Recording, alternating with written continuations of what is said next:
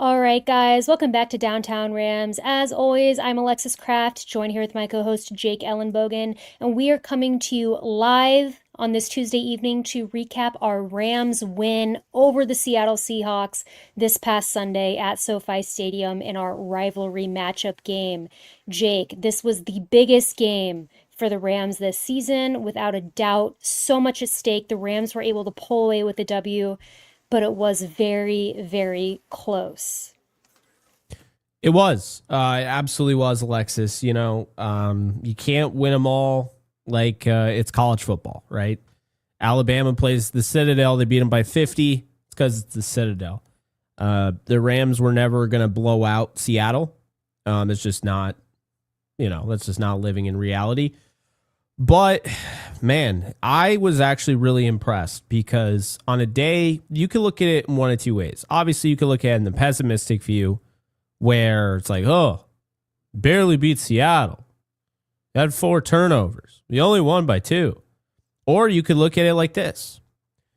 Matthew Stafford wasn't really sharp in this game. The offensive line, mainly the tackles, struggled to protect him.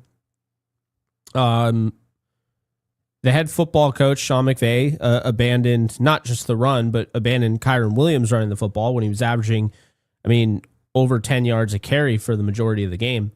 Yeah. And yet they still found a way to win. And keep this in mind, this defense only allowed 1 touchdown, and it was on the ground against the most explosive passing attack in the league. Like, that's... If you want to be upset about this win, I don't know what to tell you. It's not going to get any harder than that, I don't think. That was hard. You were playing on hard mode. And they found a way to, bait and pick off Sam Darnold 4 times.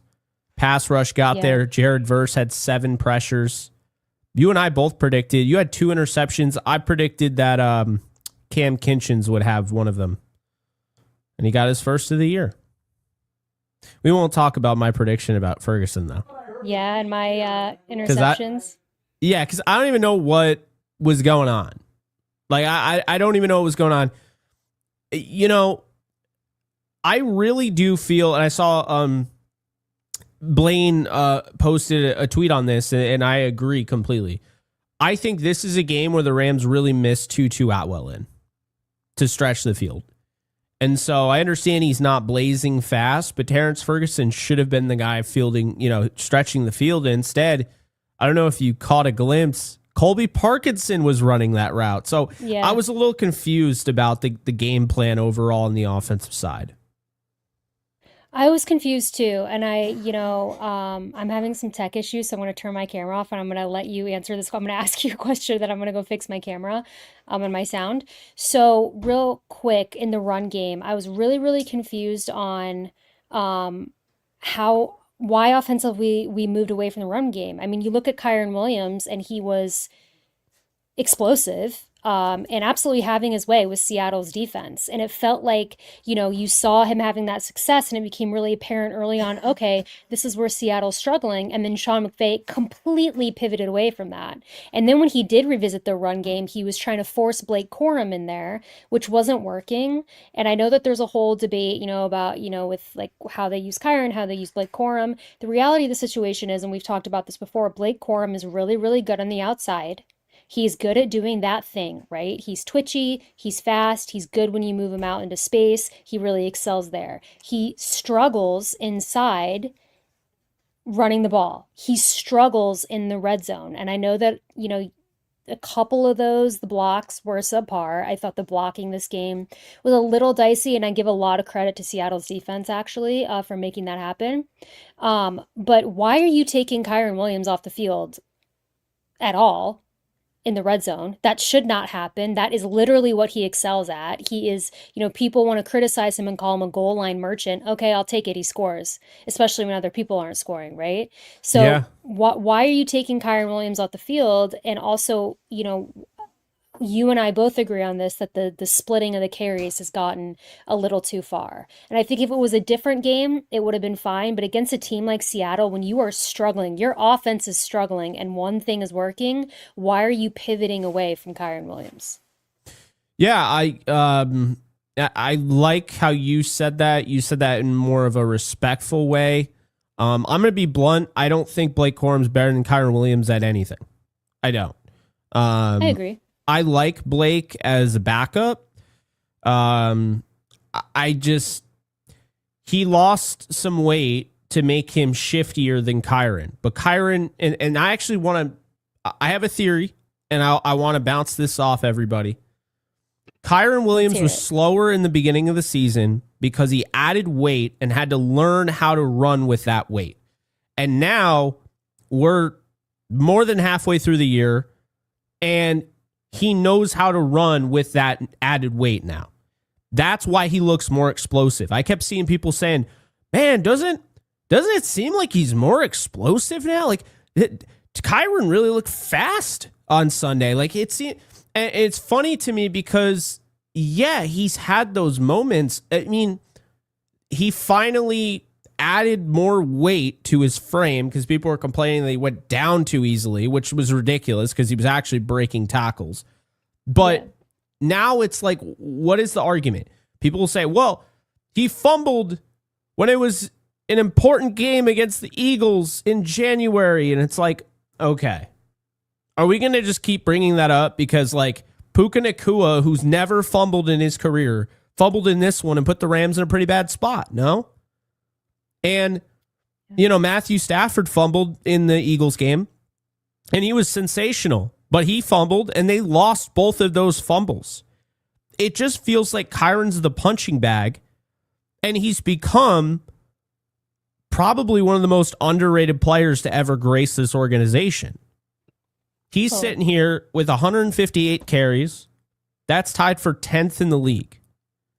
750 yards, 9th in the league. 6 touchdowns, tied for 10th in the league. And he's averaging 4.7 yards per carry. He's been really good. And I saw something, I don't remember the exact number, but I saw that Kyron set the record for most, I think it's 50-plus yard games. Now, people will scoff at that, but think about what that means. Mm-hmm. Okay? It's consistency. So if he has the record for the 50-plus yard games, that means that he's consistently on the field and he's consistently doing that. And I just feel like they take him, people take him for granted. And I actually have it right here. JB Long tweeted out. So he's now 9th, well on his way to 7th all-time in Rams rushing. Yep. And he has rushed for 50-plus yards in 24 straight games, which is the longest active streak in the NFL and the most in Rams history. So why can't we finally just admit that Kyron is not only a really good player, I mean, the level of disrespect we're always saying Matthew Stafford gets, Kyron gets that tenfold from his own fan base. Yeah. And it's just gotten to the point where it's like, no. This should not be a timeshare. It's not even close. And we saw that. And the reason being, because I saw people saying, well, Blake Corum is running in different situations. Like, he didn't get that block that Kyron got. No.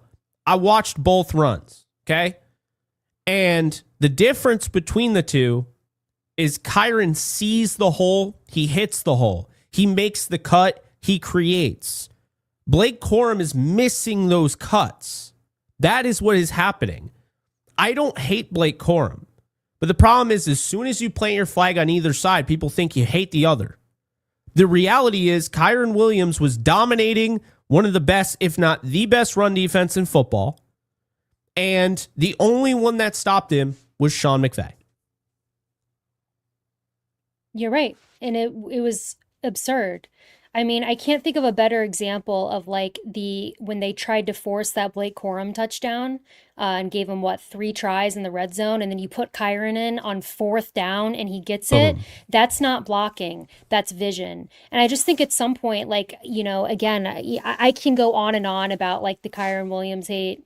People think I'm biased because, like, look at my hat, right? I'm from the same hometown as him. So I have to keep that in mind. And that's why I try to, like, keep it a little bit level on the show, because I know that people, that's going to be their first, like, defense mechanism to be like, oh, we're just going to discount Alexis because she's liked Kyron from the beginning. But I mean, it's getting ridiculous. And I do think that there was a vibe shift when you watch the game against the Seahawks. This is not a competition. This is not a role share. We should not be splitting carries, period. Blake Corum is very good on the outside.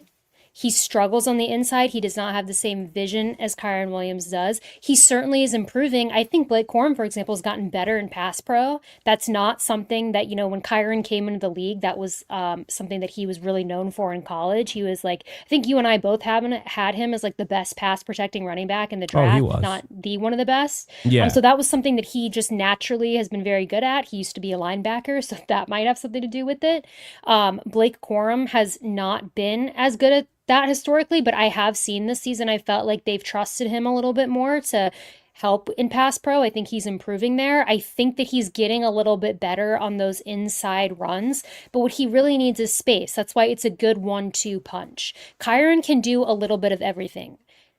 Corum at this moment in time should be used in space. He should be used if you're looking to gain those outside yards on the edge, right? He's very good at that. He's very twitchy. I give him a lot of credit there. What we saw on Sunday, like, cannot happen anymore. You cannot take Kyron Williams out of the red zone, and you can certainly not split carries like that. So I think that that's where we're at. I don't think that it's really even a debate. And I think the reason that we're even bringing this up is because in a game against the Seahawks where there's so much on the line, and you see Kyron destroying this run defense, as we talked about, which is very good. And as everybody saw, Seattle has a very good defense. We are giving them their credit. I mean, this game, the Rams offense did not look good in a way that I certainly didn't expect. They certainly seem rattled.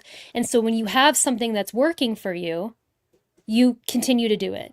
And Kyron Williams went out there, pops off a 34-yard run, right? And for whatever reason, Sean McVay is like, that's good, that's enough, let's try everything else. And then when we do go back to the run game, let's use Blake Corum on inside runs. I'm sitting there going, like, what is happening?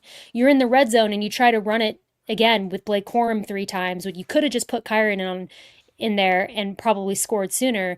You end up getting it on 4th down, mind you. So I just think there's an overthinking with the run game, and it does feel like this split carry thing might have been a little bit forced. I understand also, I think Seattle's defense just really had McVay rattled, and we could talk about that later. I think the offense itself just looked super off. But to wrap up the run game, that should not be happening anymore.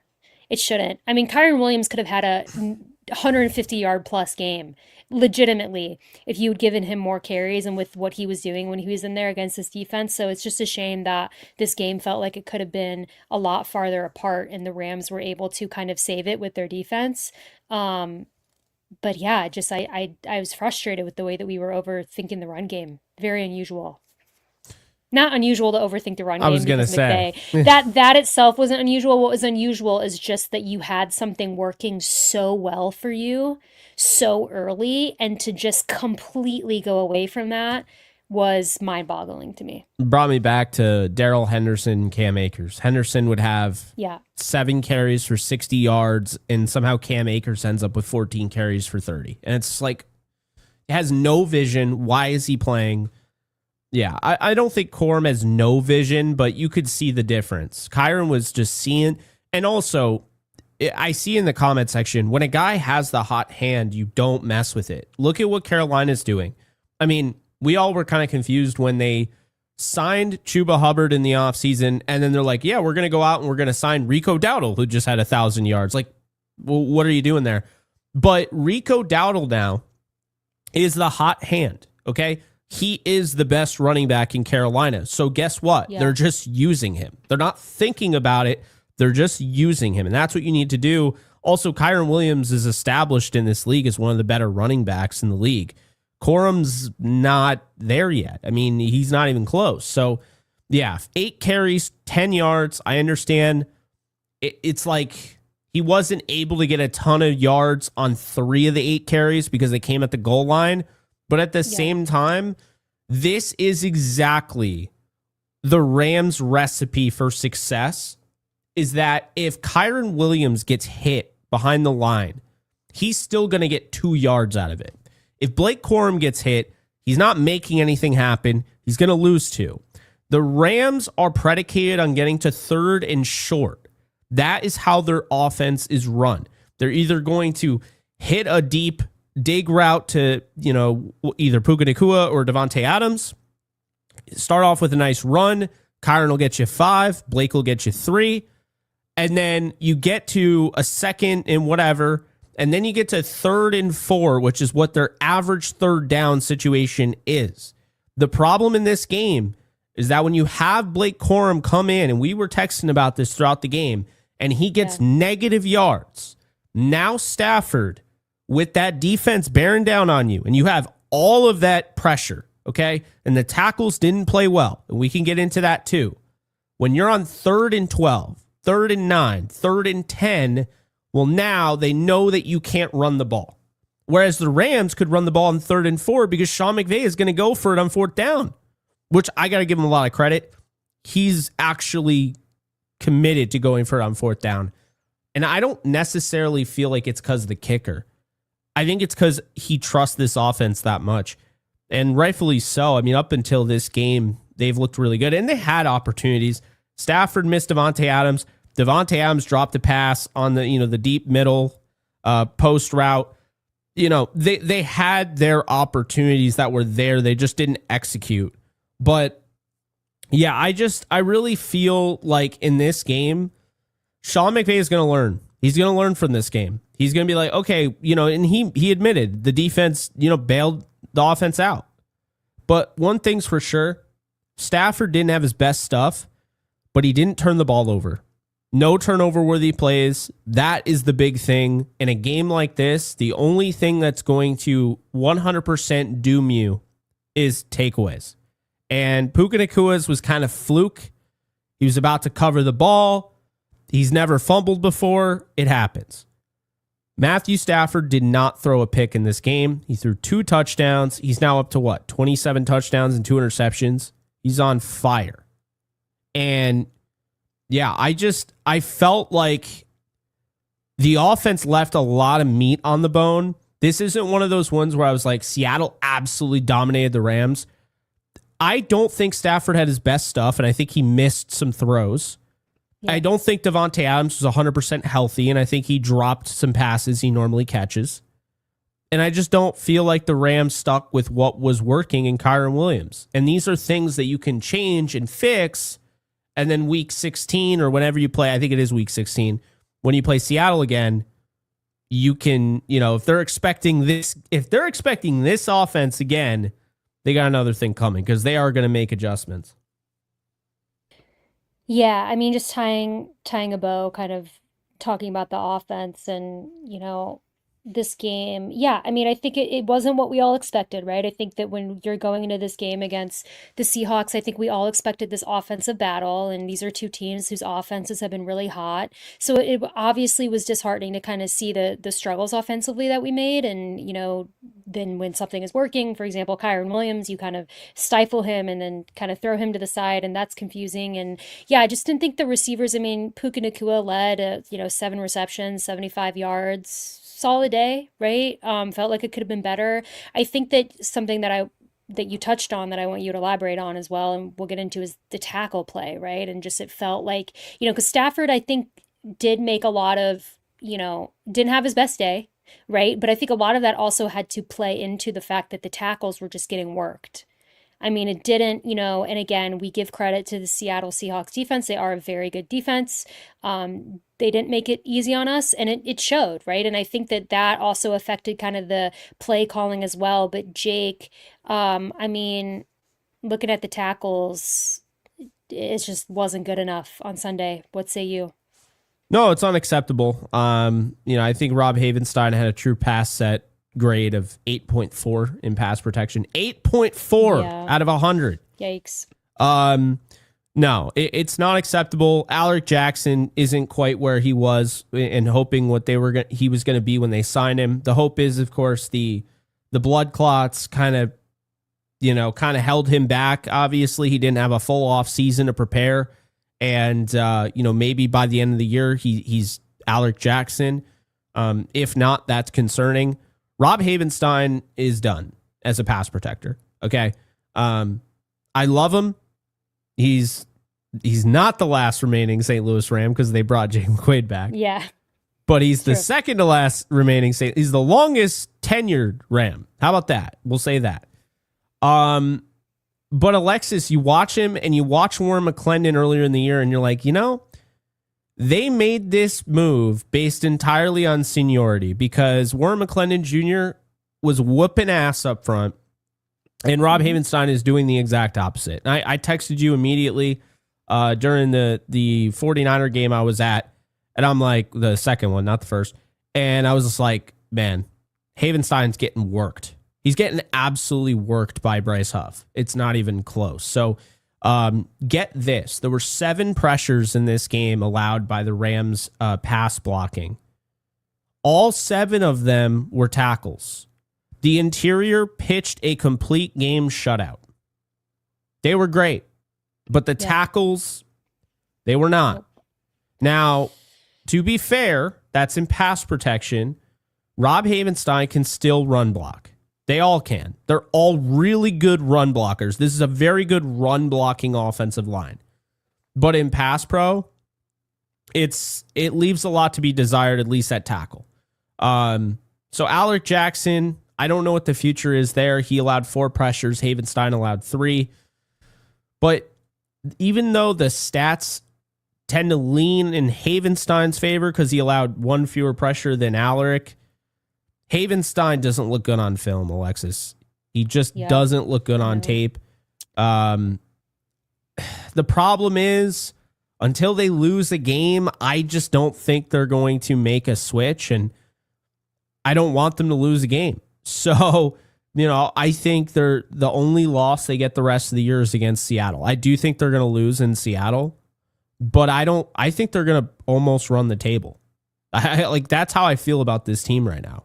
And, we're going to talk about the defense because they got some things to work through. This is a great defensive performance, but they may have lost Quinton Lake for the year. But before we get into that, I just wanted to say, the tackles were the only players to give up pressures on Matthew Stafford in this one. That is insane. Yeah, it wasn't good enough. And Big Rob, I have a lot of love for him. I know we all have a lot of love for him, longest tenured Ram, but I think that this is we're at the end maybe. So, it hasn't been good enough and you can't allow that to happen. I mean, the 8 grade that you said, you just can't. And it's obvious on film. It's obvious during the game. This is a team that has Super Bowl expectations. You have to protect the quarterback. So, disheartening to see, but I just think overall, again, give Seattle's defense credit. I think they just put pressure on the Rams every which way. The Rams could not find more ways to overcome that this game. We were able to make it happen because of our defense, which we're going to talk about now.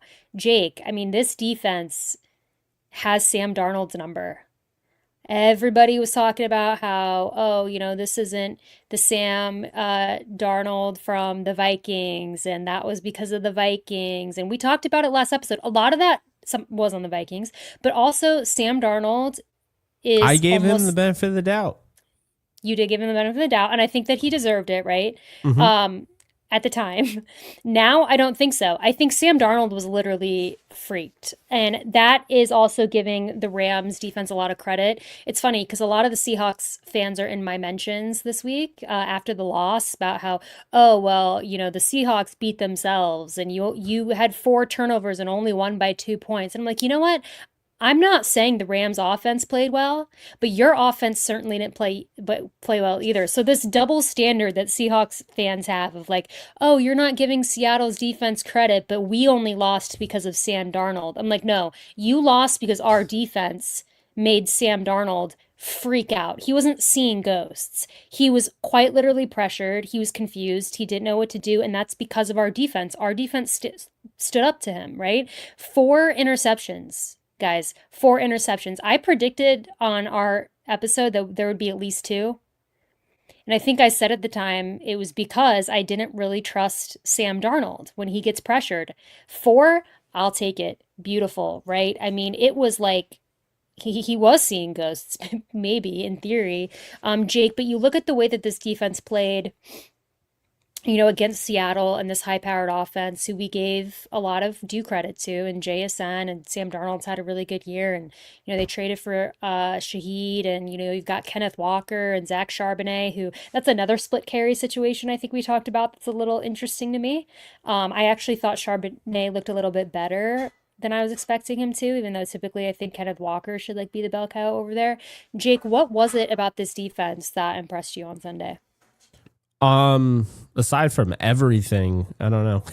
They looked insane. They really did. I mean, it's a different style where the Seahawks are trying to absolutely just be a wall, and the Rams are okay giving up cushion, giving up yards. They were playing a bend don't break, and they weren't breaking. They're like, all right, Seattle, kick your field goals. And I feel like McDonald still has it in his head last year, because I don't know if everybody remembers how that game ended in Seattle. And I'm not talking about when Demarcus Robinson caught the touchdown, but what happened before that.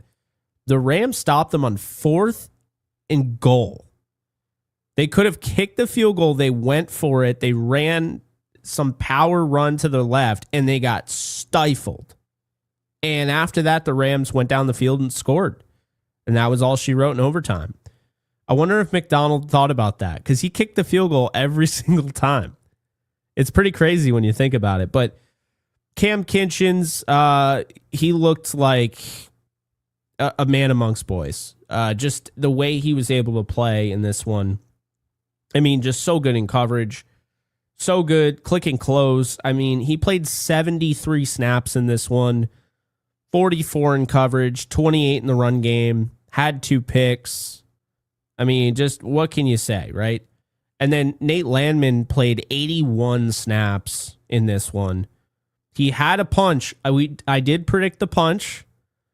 And I think I did get you to switch one of your predictions to Colby Parkinson to catch a touchdown. So I just wanted to point that out as well. You did. I didn't even think about that connection. Yeah, and he was trying to do like the Snow Angels. He was in heaven. He's like, I just scored against my former team. Nate Landman punched that thing out of AJ Barner's hands. I don't know if people realize that, but they didn't get it back. But shout out to Nate Landman. He is inevitable. I thought Omar Spades played really well, filling the lane in the run game. I thought Kobe Durant played really well in coverage. I thought everybody just played really well. The Quinton Lake injury was really tough because he played 32 snaps, but in a game like this where they run 81 plays, I mean, like, you didn't have Quinton Lake for more than half of the game. So in steps Josh Wallace, who I've been saying they really like, and he stepped in there and he had some good moments. And I think the biggest one, the one that impressed me the most on Sunday, he didn't grade super well according to PFF, but Emmanuel Forbes, you can just see it. You can just see the growth. Didn't have an interception, but he had a huge pass breakup that saved a touchdown. I was so impressed with his ability to stay in the hip pocket and, run that trail technique and knock that thing away, because he baits the throw and he knows he's got the length, he's got the speed, the acceleration. Forbes, he was in charge of defending the hottest receiver in the game, and he stepped up in a huge way, and he never missed a beat. And it was funny because, Seattle fans were complaining about the call that they didn't make, but then they don't talk about the one that they did call on Forbes that was the most ticky-tack. It was a terrible call, the one that put them in like one play away, and then they threw it to Shaheed. He was great. He was absolutely fantastic in coverage. I feel like Forbes deserves a lot of credit for this Yeah. game. And I think that like Forbes is a guy that for some reason it just felt like people were really quick to discount really from the time he's been with the Rams. And I can understand kind of like the hesitations about him, right? When he first joined the team and the skepticism about him and kind of, the comments about it, he's too small or he can't go up against these big body receivers or, whatever it is that people wanted to say about Forbes. And I know that the corner situation has obviously been kind of fluid, right? Ever since, Witherspoon got hurt. And that, we haven't seen, maybe like a true quote unquote cornerback one. And I think people have been rightfully at times pretty skeptical of the cornerback situation. But man, all of that aside, looking at this game, Emmanuel Forbes, I was like, pop off, King. You did great. That pass breakup that you mentioned, I thought was great. I feel like he's maybe finding his stride and finding his confidence because he hasn't really had a chance to do that. If you look at his career, it's been a little bit up and down and, it didn't really work out in Washington. So I feel like, we could start to see him kind of come into his own now in this Rams secondary. And you bring up Quinton Lake, very much praying that that's not a season-ending injury for him. I don't feel like I've heard any updates on that. I know that he's going to be out quite a while.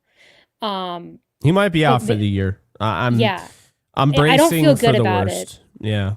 I don't feel good about it, just based on what we're hearing. It's always, I think, good within the NFL to brace for the worst, as you said, unfortunately, kind of just like trauma response, especially with this Rams team. So that's going to be a huge loss. We'll see who's going to step in there. I mean, you talk about the McCreary trade now. That, in hindsight, great, right? You look at, what's happened injury-wise. I don't know if you expect him to be somebody who, you know, if they configure that backfield differently, if he's going to be somebody who's going to step in, I mean, who knows? Well, it's really interesting because Josh Wallace fills in and he's, 6 foot, $190, right? And that's like, he's a slot corner. Yeah, he plays the star. I get that. But like, the thing that makes Quinton Lake so good is that he's about 200, 210 pounds and he's 6'1" and he plays like a linebacker, but he moves like a slot corner. So now you think, okay, well, Roger McCreary could come in and, that looks like a trade that could maybe save the season. Sure. But at the same time, and this is my one gripe, is that Roger McCreary is 5'11", $190, and he doesn't have the build. So I have a theory, that I'm not saying the Rams will do this, but I'm saying it's possible. I think when Akello Witherspoon comes back, he could end up playing the star. I think they could really try that. Though. I mean, because the thing about Lake is he's a captain, he's a vocal leader. That's what Kello is. I mean, I was telling you, in the Eagles game, in the playoffs, there's a picture of him where he's one-on-one with A.J. Brown, and he's not even looking at him because he's so focused on getting everybody lined up. He doesn't care, and he knows he's going to shut down A.J. Brown anyway because he's been putting him in a blender all game. That is what Akello can do. That's what he can bring to the table. Really good communicator. And he's been kind of like a captain without a C on his chest. He's in all the team meetings. He's been big in the development of Emmanuel Forbes. So I could actually see the Rams going that route because now you get a 6'3", 215, 220 pound, DB. And it's like, on top of that, you're not really disrupting the flow because they might be like, man, we love Kello, but like Kobe's playing well and if Forbes is playing well and Darius is playing well, where do we put Akello? You could put him at star. And I actually could see that happening. So I'm keeping an eye on that. I think that development is possible. And Lord knows, I mean, they're really close, Akello and Lake. So, I'm sure he's gotten plenty of info on that position. But yeah, I could see that. I just think that's the thing you got to worry about when it comes to McCreary. You know, when it comes to, you know, Josh Wallace, is that they're good at being slot corners, but the star role, you're going to be asked to do a little bit more. And Sean McVay said it best. If they're without Quinton Lake, right, you need to understand something. You don't replace a Quinton Lake. Okay, this is his quote. You don't replace a Quinton Lake. He's so valuable for so many reasons with what he can do, with who he is as a human, with the way that he elevates and leads. He is a glue guy for us, end quote. McVay said, quote, I think it would be insincere to think that you're going to ask somebody to do the things that he's capable of. It's what makes him so special, but I do have a lot of confidence in the other guys, end quote. So, yeah, and I like that he said that because Lake is a captain, and he's got so many different, we call them clubs in the bag, right, for golf. Yeah. He's got so many different things that he can do, and I just don't feel like any slot corner is just going to fill that void.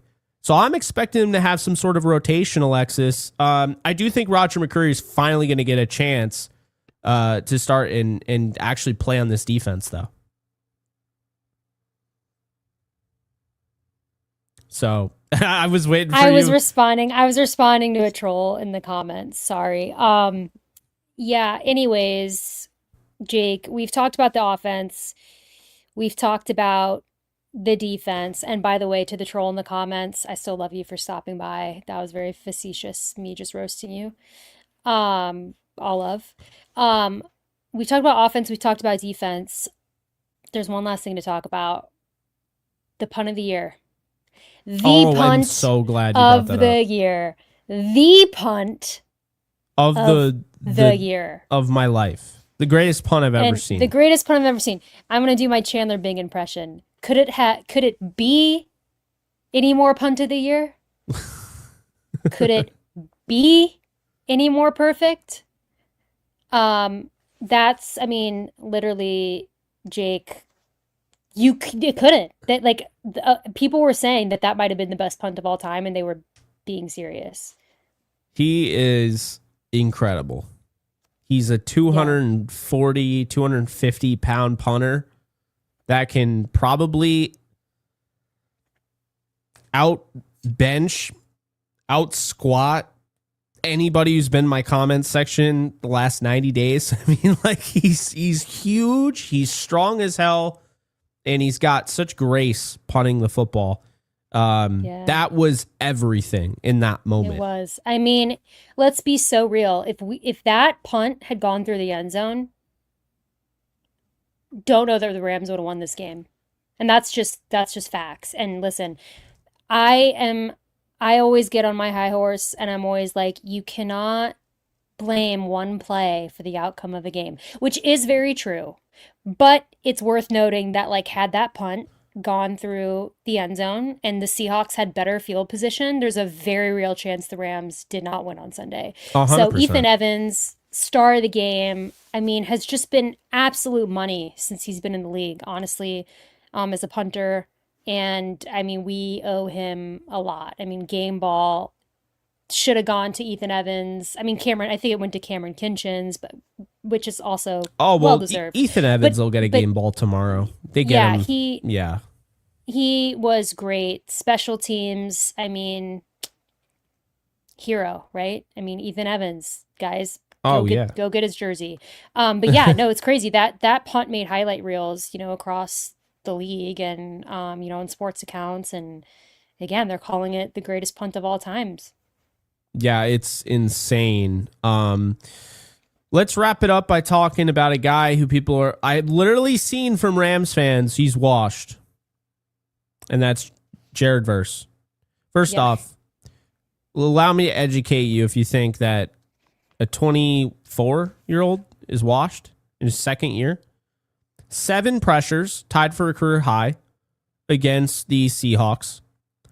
That was the most, by the way, allowed for anybody this year against Seattle. Seattle has not given up 20 pressures in a game this year until they saw the Rams. Jared Verse was dominant in the run game, and he was dominant as a pass rusher, and absolutely destroyed Charles Cross. I don't think people understand Jared Verse is absolutely one of the best players at his position. Yeah. They're too obsessed with sacks. How did we not learn our lesson with Aaron Donald? Aaron Donald should have had 20 sacks way before he ended up getting 20 sacks. Chris Long was the king of the almost sack. Like the year Robert Quinn had like 18, like Chris Long was setting him up for those. Not every time. I don't want to take away from Robert, but Chris Long was really good and was getting pressure. And it's like, if you don't get sacks in this league, people just think that you're washed and you're bad. And it's just like, what? And Well, yeah. it's been going on all year. It's like, oh, does Braden Fisk hit a wall? No. Braden Fisk had 8 pressures in the game that people said he hit a wall. But because he didn't have a bunch of sacks, people are like, he's not good. So, yeah.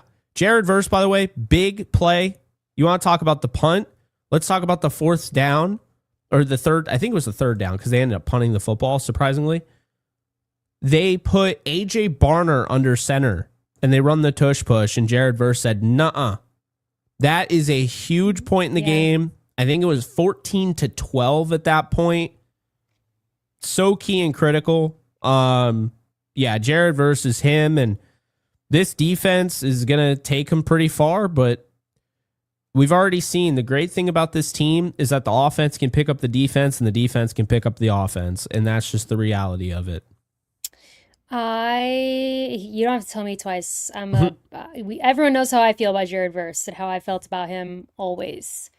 So that talk in one ear, out the other, I don't want to hear it. It's funny because I was talking to a Miami Dolphins fan the other night, and we were talking about Jared Verse and like Chop, and he was like, "Nah, Jared Verse is better."